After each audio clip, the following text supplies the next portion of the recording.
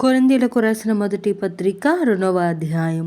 సహోదరులారా, నేను మీ యొద్దకు వచ్చినప్పుడు వాక్చాతుర్యముతో గాని జ్ఞానాతిశయముతో గాని దేవుని మర్మమును మీకు ప్రకటించుచు వచ్చిన వాడను కాను. నేను యేసుక్రీస్తును అనగా సిలువ వేయబడిన యేసుక్రీస్తును తప్ప మరి దేనిని మీ మధ్య నెరగకుందునని నిశ్చయించుకొంటిని. మరియు బలహీనతతోనూ భయముతోనూ ఎంతో వణుకుతోనూ మీ యొద్ద నుంటిని.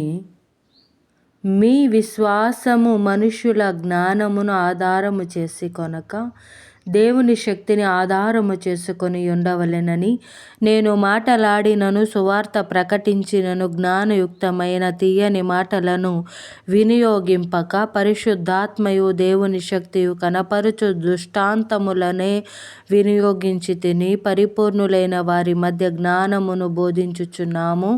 అది ఈ లోక జ్ఞానము కాదు, నిరర్ధకులైపోవుచున్న ఈ లోక అధికారుల జ్ఞానమును కాదు గాని దేవుని జ్ఞానము మర్మమైనట్టుగా బోధించుచున్నాము. ఈ జ్ఞానము మరుగై యుండెను. జగతుత్పత్తికి ముందుగానే దీనిని దేవుడు మన మహిమ నిమిత్తము నియమించెను. అది లోకాధికారులలో ఎవనికిని తెలియదు. అది వారికి తెలిసి యుండిన ఎడల మహిమస్వరూపియగు ప్రభువును సిలువ వేయకపోయియుందురు. ఇందును గూర్చి దేవుడు తన్ను ప్రేమించు వారి కొరకు ఏవి సిద్ధపరచెనో అవి కంటికి కనబడలేదు, చెవికి వినబడలేదు, మనుష్య హృదయమునకు గోచరము కాలేదు అని వ్రాయబడి ఉన్నది. మనకైతే దేవుడు వాటిని తన ఆత్మ వలన బయలుపరచి ఉన్నాడు.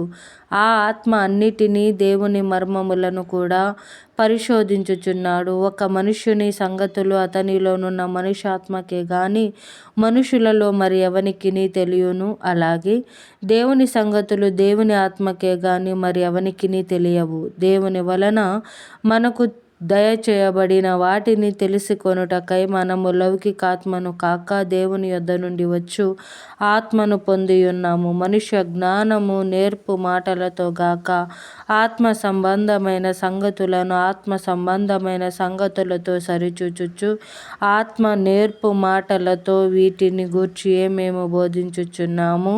ప్రకృతి సంబంధమైన మనుష్యుడు దేవుని ఆత్మ విషయములను అంగీకరింపడు. అవి అతనికి వెర్రితనముగా ఉన్నవి.